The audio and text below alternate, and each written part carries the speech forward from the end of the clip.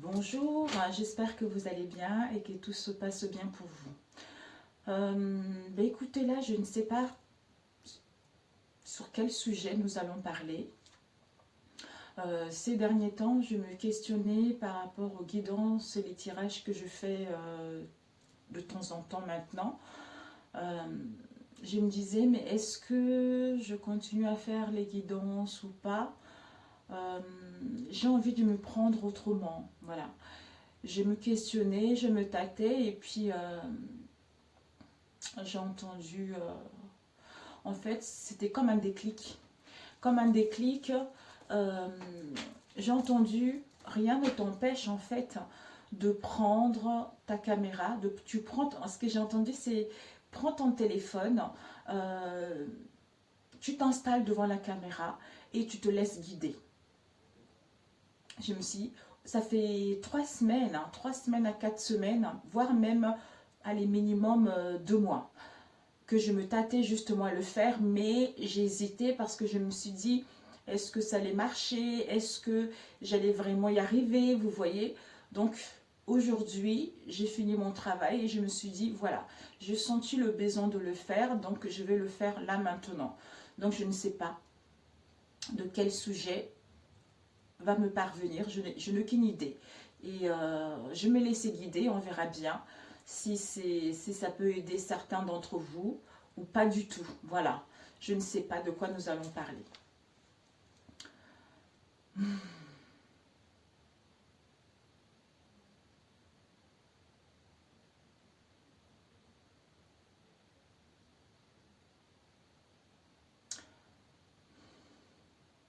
En ce moment, en fait, dans beaucoup de personnes, dans votre vie, dans votre situation quotidienne, en fait, comme s'il y avait un bouleversement intérieur qui est en train de se faire. Pour certains, ce bouleversement-là perdure depuis de nombreuses semaines, depuis de nombreuses années, sans réellement savoir réellement d'où vient ce bouleversement-là, sans réellement faire aboutir ce qui vous tient à cœur. Ces bouleversements, ce mal-être, vous a permis d'acquérir des compétences et des expériences concernant votre future vie. Même si l'évolution est lente, même si certains ont du mal à trouver, en fait, comme si à trouver l'issue, à y voir plus clair par rapport à ce que vous souhaitez entreprendre ou par rapport à ce que vous vivez actuellement, sachez que les choses sont en train d'évoluer, les choses sont en train d'aller vers l'avant. Il vous suffit de faire confiance à vos guides, de faire confiance à la vie. Parce que vous n'êtes pas seul. Ce que vous vivez actuellement, c'est planétaire. Ce que vous vivez actuellement, il y a beaucoup de monde qui vivent cette instabilité. C'est une ère nouveau qui est en train de s'annoncer. Les gens sont en train de changer.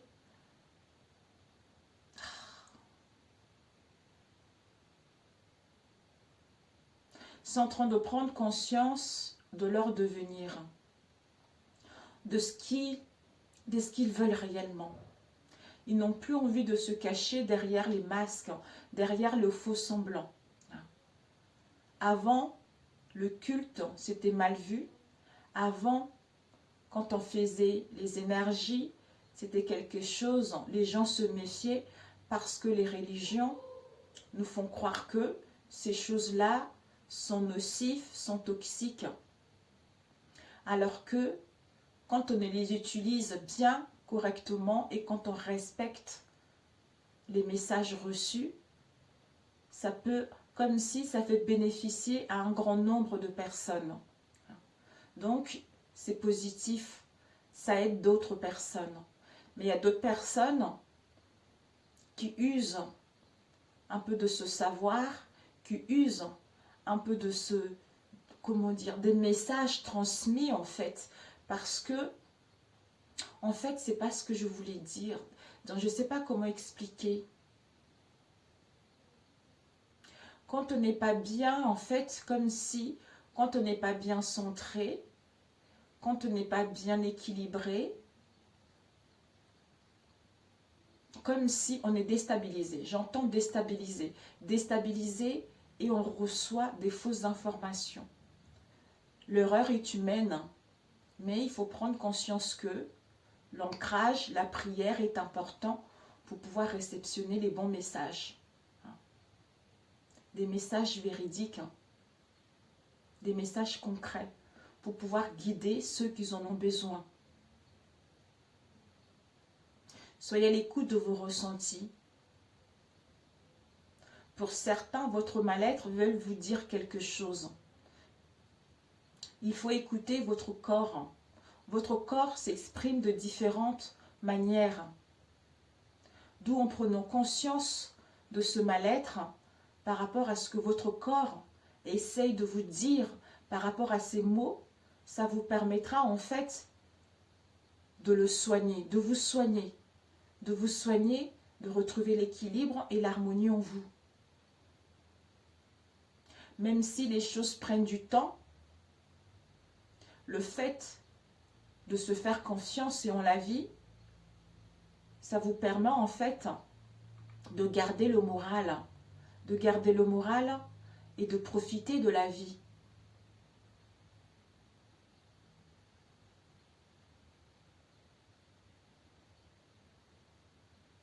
La cartomancie, c'est quelque chose de positif quand c'est bien utilisé, quand les messages sont bien transmis. Mais il ne faut pas en abuser. Il ne faut pas en abuser parce que ça devient source de problèmes et addiction. Et là, en fait, c'est totalement, j'entends, comme si le fait d'en abuser trop, les informations, ils sont totalement faussées en fait. Sont faussées. Et ce que vous devez savoir, vous passez à côté des informations utiles, véridiques. Tous les 6 mois, voire même 1 an, ça c'est les informations concrètes. Parce que ça vous permet d'avoir un bilan général par rapport à ce que vous avez appris et le travail que vous avez fait sur vous. Mais ça ne doit pas devenir quelque chose d'addiction, quelque chose auquel vous donnez votre pouvoir. Il y a beaucoup de belles personnes, je n'ai des frissons, j'ai la chair de poule. Il y a beaucoup de gens qui font c'est des belles âmes qui guident bien les gens. Qui guident bien les gens par rapport à leur savoir, par rapport à leur connaissance. Ils font ça par leur passion, ils font ça parce qu'ils ont envie de guider les autres et ils sont ouverts l'esprit. Mais pour être une bonne cartomancienne, d'ailleurs, je ne sais même pas si c'est bon ou pas, puisque c'est pas nous, c'est là-haut qui nous transmet les messages. Donc nous, on sert du canal des messages qui viennent de l'autre côté. Je voulais dire quelque chose avant de dire ça, du coup c'est parti.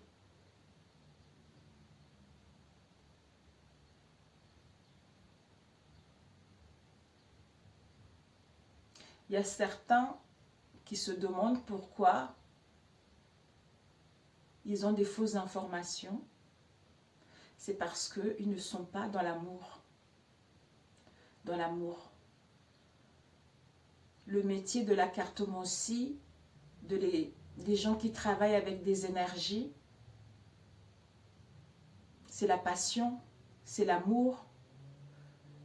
Si vous avez eu si vous êtes invité à faire ce genre de travail, c'est parce que vous avez une belle âme. Vous avez une belle âme, vous êtes là pour guérir les autres, vous êtes là pour sauver l'humanité. Mais en étant dans la jalousie, en étant dans le non-partage, c'est quelque chose qui n'est pas bon. Ce n'est pas bon parce que Normalement, c'est censé être l'ouverture, en fait. L'ouverture, travailler ensemble, évoluer ensemble. C'est ça qui fait marcher, comme si c'est ça qui fait évoluer les choses. Le fait de travailler ensemble. Il y a du monde partout, chacun son domaine. C'est pas le manque de clients qui fait que on jalouse l'autre, on veut du mal à l'autre, on envoie les énergies négatives. Dans ce cas-là, il ne faut pas faire ce genre de métier. La critique trop facile aussi, ce n'est pas bon. Ce n'est pas bon.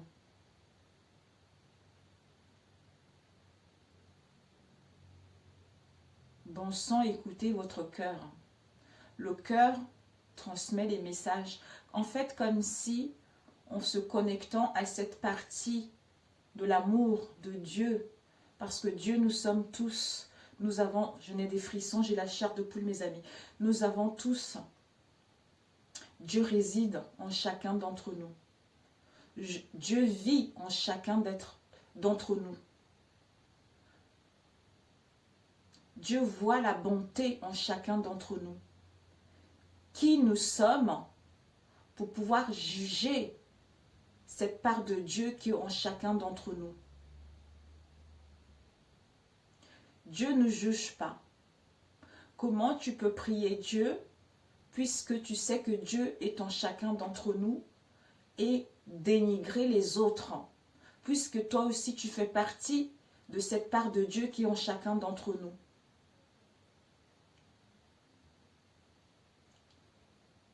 C'est le dénigrement. C'est le dénigrement, c'est le manque de confiance. Il faut laisser tomber ça. L'amour guérit tout et l'amour sauve beaucoup de vies et l'amour et le partage dans cette société qui devient où chacun pour soi. C'est pas l'extérieur qui peut changer quoi que ce soit. C'est pas les dirigeants qui peuvent changer quoi que ce soit. C'est nous, la perception, l'écoute, la bonté que nous avons, les blessures que nous avons. C'est nous-mêmes qui créons notre réalité. Le fait d'être à l'écoute de soi, de se connecter à d'autres dimensions, à cette part de Dieu qui réside en toi, te permet d'être dans l'amour, te permet d'accepter les épreuves plus facilement, te permet de ne pas rester dans la rancœur, dans la rancune, dans la colère, dans le mal-être.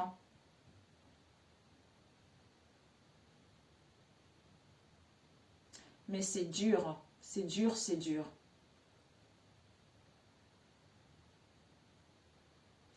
Les choses n'évoluent pas aussi souvent qu'on le voudrait.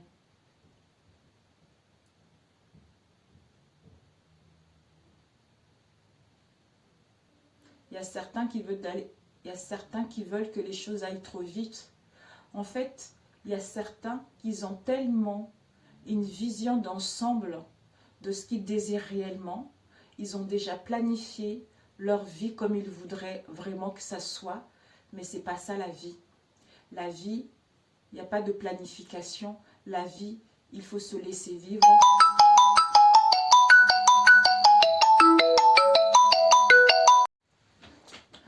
Désolée. J'ai essayé de couper, mais finalement, ça a coupé la vidéo. Donc, en fait, la vie, ce n'est pas une planification. Il faut se laisser vivre. Il faut se laisser bercer par les événements, par la vie. En vivant chaque instant. En ne pensant pas à hier, à demain. Ici. Quand on est ici, on voit la vie autrement. On a une nouvelle perception autrement.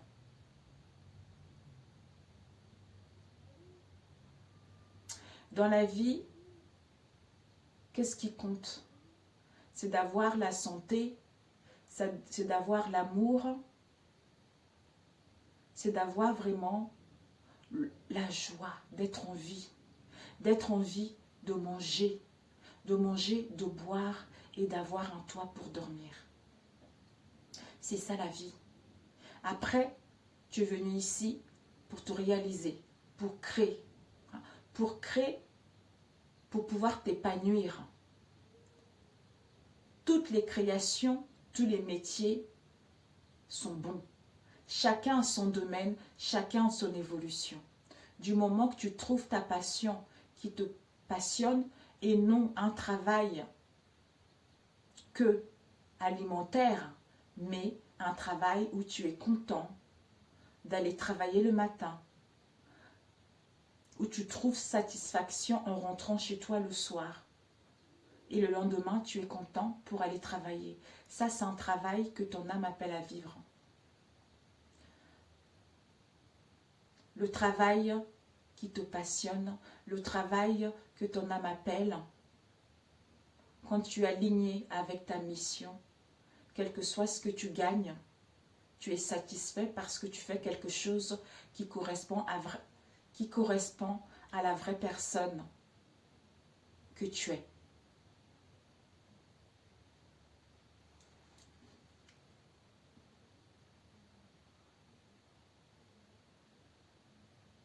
Les gens s'oublient beaucoup en ce moment. Les gens s'oublient, ils pensent qu'à tout ce qui se passe en ce moment dans la société, on essaye de vous monter des uns et des autres. Il ne faut pas rentrer dans ça. Ayez votre propre arbitre. Pensez par vous-même. Sachez prendre des décisions par vous-même. Demandez le discernement. Demandez la sagesse par rapport à ce que vous voyez dans la société en ce moment.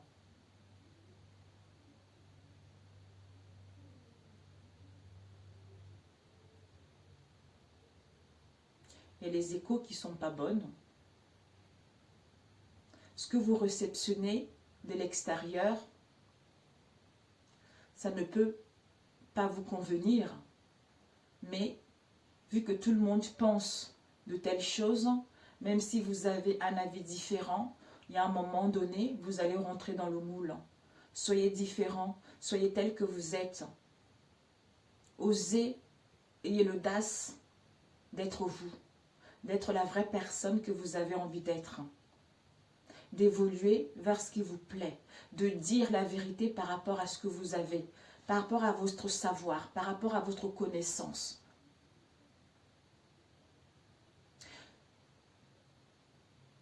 Sortez du cocon, je sais pas, cocon familial, je sais pas comment...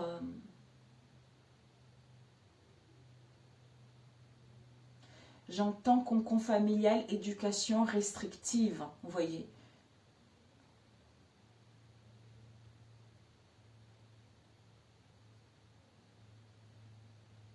L'amour est tellement comme si on était entouré de beaucoup d'amour, de beaucoup de lumière, de beaucoup d'abondance tout autour de soi.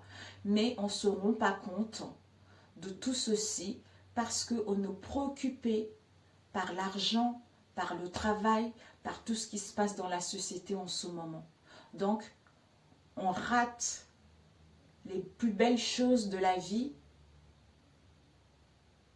en se déconnectant à notre moi supérieur, à notre étincelle de Dieu qui est en chacun d'entre nous, et de voir la magie et la beauté de la vie que on est là pour vivre, on est là vraiment pour expérimenter la vie, pour pouvoir évoluer vers quelque chose de positif. Waouh, j'ai la chair de poule, j'ai froid d'un coup.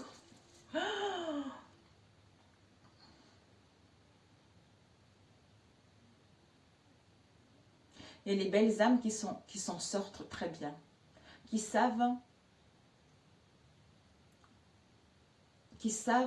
où elles ont envie d'y aller, quelle est leur mission, même s'il y a eu quelques doutes ces derniers temps, comme si maintenant elles commencent à retrouver de plus en plus d'assurance, de plus en plus de confiance par rapport à leur mission et par rapport à leur devenir. Elles ont envie de se réaliser, elles ont envie d'aller vers l'avant, vers ce qui leur procure un bien-être. Elles ont envie d'aller, en fait, d'être productives. Productives vers ce qui leur passionne, vers ce qui les attire, vers ce qui les épanouit, les rend, en fait, comme si j'ai l'impression de quelque chose qui s'ouvre, en fait, vous voyez, qui s'ouvre, comme une rose comme ça qui s'ouvre. C'est ça, cette belle fleur qui s'ouvre. En ce qui concerne le relationnel, il y a eu des choses qui ont été compliquées pour certains d'entre vous ces derniers temps. Pour d'autres, vous êtes encore attachés aux anciennes relations qui n'ont plus lieu d'être, mais vous restez encore dans le passé, d'où vous avez encore du mal à évoluer, du mal à aller vers l'avant. En ne coupons pas les liens avec le passé, en ne faisant pas un travail ou table rase du passé, les choses ne pourront pas évoluer. Chacun a sa mission, chacun comprend sa leçon différemment, chacun vit sa vie différemment, même si des souffrances y sont là, pour d'autres, ils prennent conscience que ces souffrances sont nécessaires pour pouvoir passer une nouvelle étape, pour pouvoir passer un autre palier, un autre savoir, une autre connaissance, pour pouvoir encore évoluer vers quelque chose de bon pour eux.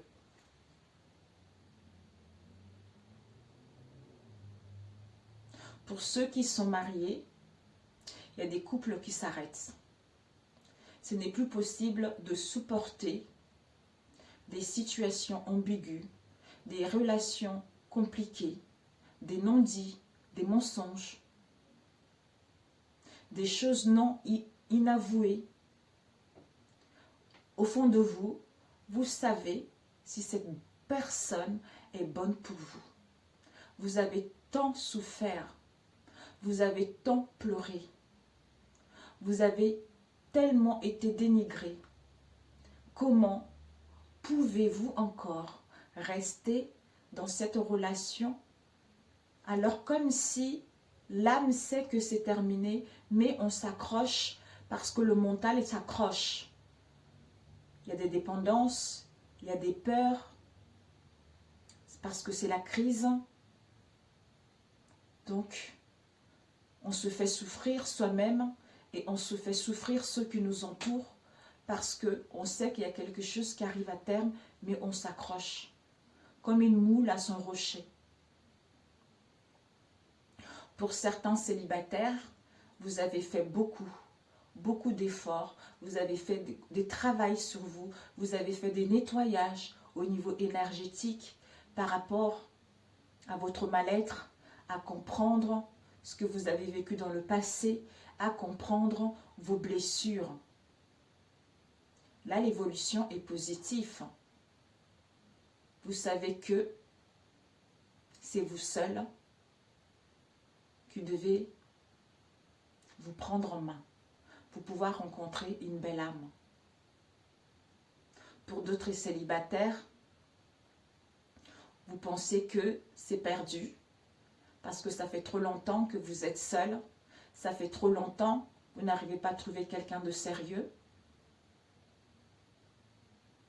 C'est vous-même qui vous bloquez, c'est vous-même qui refusez d'avancer, comme si vous avez peur d'aimer, vous avez peur d'ouvrir votre cœur, parce que vous avez souffert dans le passé, parce qu'il y a des blessures d'enfance qui sont là, il y a des blessures d'autres vies qui sont là, il y a des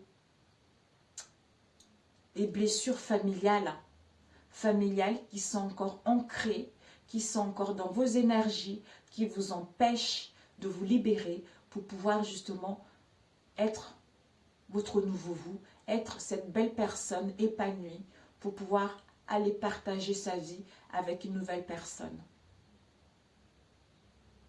Pour ceux qui attendent, ça ne sert à rien. parce que l'autre ne reviendra pas. Tant que vous n'êtes pas guéri, tant que vous n'êtes pas soigné. Vous pouvez regarder autant de vidéos, vous pouvez appeler autant de voyants. Si vous n'êtes pas, si vous ne, comment dire, si vous ne recentrez pas sur vous, si vous ne vous écoutez pas, si vous ne comprenez pas d'où vient cette instabilité que vous avez en vous, au fond, en fait, au point de laisser votre bonheur, c'est-à-dire à profiter de la vie. La vie est précieuse. La vie vaut d'or. Tu en vis, tu es en bonne santé. Il y en a qui ne sont pas en bonne santé. Il y en a qui sont malades. Il y en a qui sont handicapés. Il y en a qui n'ont rien à manger. C'est la vie. C'est leur mission qu'ils sont venus vivre. Même si la société nous fait croire que c'est mal, c'est compliqué, c'est cette perception erronée qu'on essaye de nous montrer en fait. Les difficultés, comme si, en fait, les difficultés étaient moindres en fait. C'est notre perception qui les fait grossir, qui les fait grossir et qui les complique, alors que ce n'est pas si énorme que ça. Ils me disent, toi, tu as vécu des choses compliquées. Oui, oui, j'ai vécu des choses compliquées, oui. Oui, j'ai vécu des choses compliquées. Mais bon, ça, je pense que j'en parlerai, je vous en parlerai. J'avais déjà dit que je vous en parlerai. Mais sans regret. Sans regret parce que j'en ai pleuré. J'en ai pleuré, j'en ai voulu. Mais en fait, c'est juste l'instant T. Voilà. J'ai jamais été quelqu'un qui avait de la rancœur, qui avait de la rancune. C'est toujours l'instant T. Pendant cet instant T-là, tu es énervé, tu pleures, tu es triste.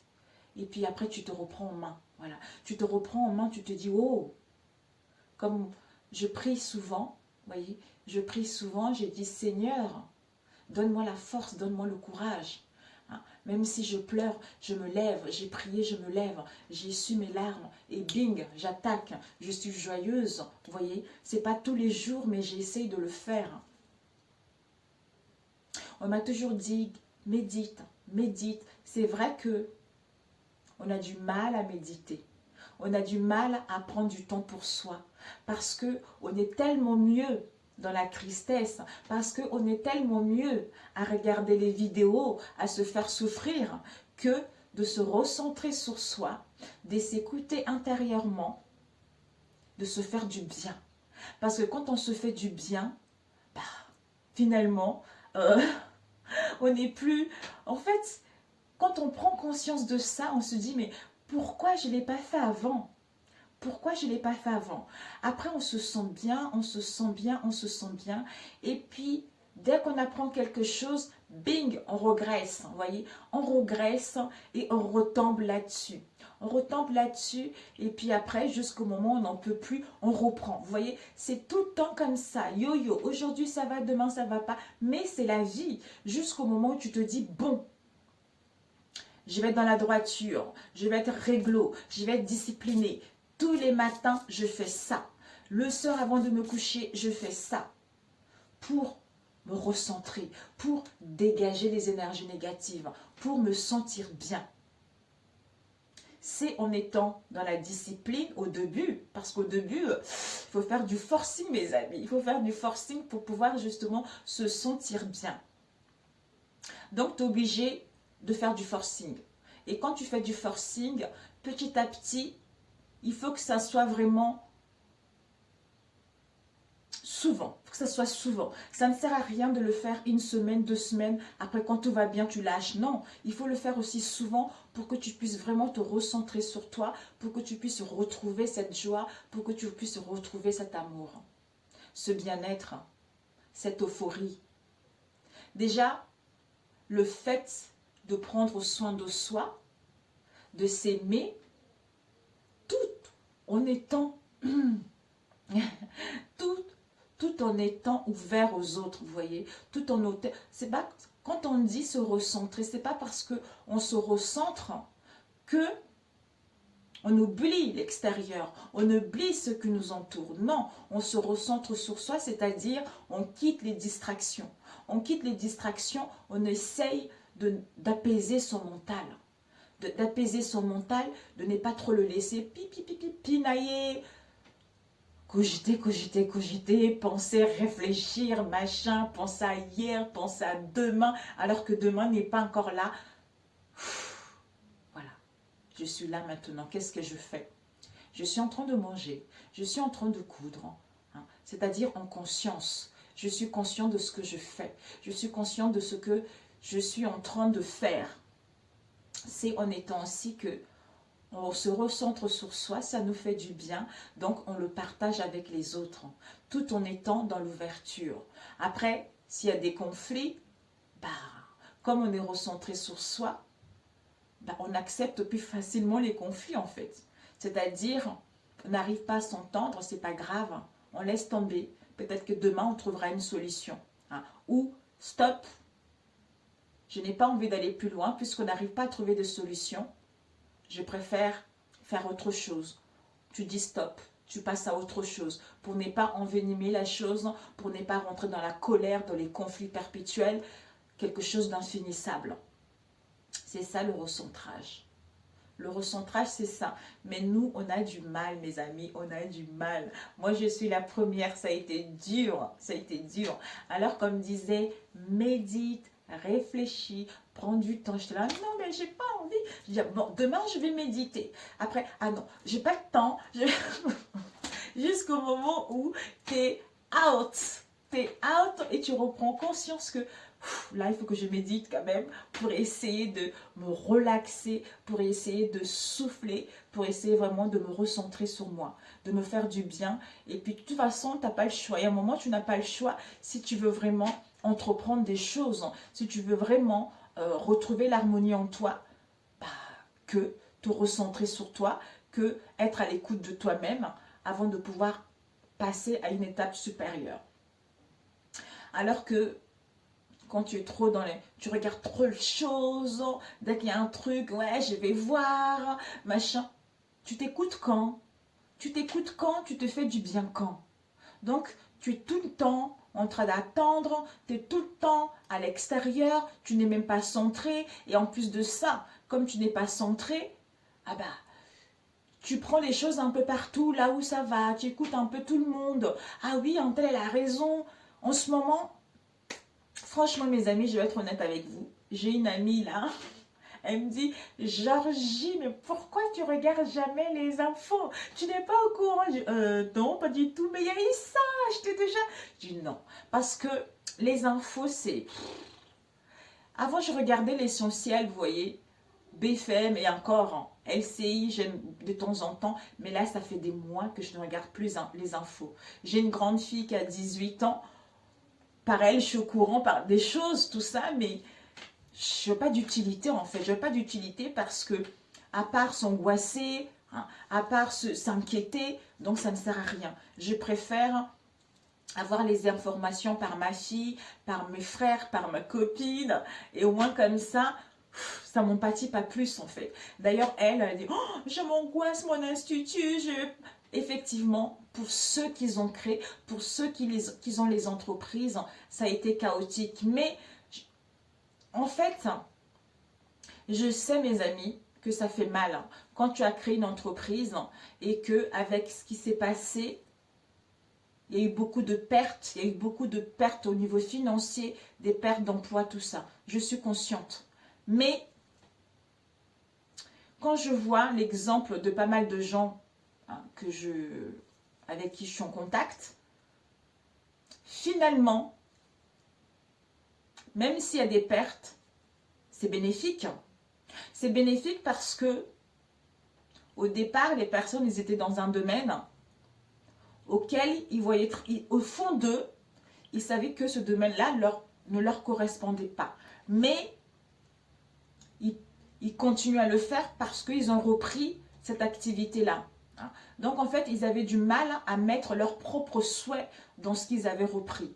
Donc, le fait qu'il y ait eu, c'est ce qui s'est passé, ça les permet d'avoir cette prise de conscience. Ah oui, je suis fait pour ça. Ah oui, c'est tout à fait ça. Je vais modifier quand ça va s'ouvrir. Je vais faire ça. Il y a eu beaucoup de modifications. Il y a eu beaucoup de changements. Il y a eu beaucoup de reconversion, de formation, de changement de route, de changement de voie dans beaucoup de personnes. Dans beaucoup de personnes. Donc en fait, finalement, cette histoire, ça a été bénéfique pour plein de gens. Ça peut être au niveau sentimental. Au niveau sentimental, au niveau de la famille, au niveau du travail. Vous voyez? Donc, finalement, pour moi, mes amis, je vous dis, ça a été bénéfique. Comme quoi, dans la vie, rien n'arrive par hasard. Ça fait 1 an et demi, hein, je crois, maintenant, il y a eu l'enfermement là. Juste quelques mois avant, je voulus acheter un institut de beauté. De beauté, salon de coiffure, tout ça. Donc, j'étais là, ouais, je sais ce que je vais faire. Bon, en fait, au fond, c'est maintenant réfléchissant. Au fond de moi, hein, en fait, le salon que je devais prendre, c'est un salon uniquement européen, en fait. Donc, en fait, je me suis dit, j'allais reprendre ce salon européen, alors que moi, je travaille avec les européennes, je suis toutes les mixtes, hein. Les européennes, les blacks, le rebeu, toutes les femmes, en fait. Voilà. Donc, je me suis dit, bon, comme ce n'est qu'un salon européen, moi, il faudra que je ramène une deuxième activité. Mon activité à moi que je connais personnellement, hein, les sourcils, hein, les maquillages permanents, les ongles, tout ça, les poses d'extension, parce que elle faisait les colorations, les coupes, tout ça, mais elle ne connaissait pas du tout les poses d'extension. Donc, je me suis dit, j'allais emmener tout ça. Donc, en fait, au fond de moi, je savais, en fait, il fallait que, comme je n'avais pas le diplôme dans la coiffure, il fallait que j'embauche une personne, obligatoire. Je me suis dit, mamie, comment j'allais faire? Donc, il fallait embaucher une personne, j'ai fait les démarches, tout ça. Il s'avérait, au dernier moment, ça capotait. Oh, punaise. Ça avait capoté. Je me suis dit, mon Dieu. Pour moi, c'était la fin du monde. Hein. J'étais dégoûtée, dégoûtée, dégoûtée. Et quelques mois après, le confinement. Le confinement. Et ça a été racheté par une autre personne. La personne, elle a déposé le bilan. Voilà. Donc, vous voyez, comme quoi, c'est vrai qu'on n'arrête pas. Oui, si, il y a trop de polémiques. Moi, j'ai même plus envie d'écouter ça. Il y a tellement de polémiques autour de ça que ça empoisonne l'esprit des gens. Ça empoisonne l'esprit des gens. Et en plus de ça, les gens, ils en parlent. S'en parlent. Ça crée un égrégore toxique. Vraiment toxique.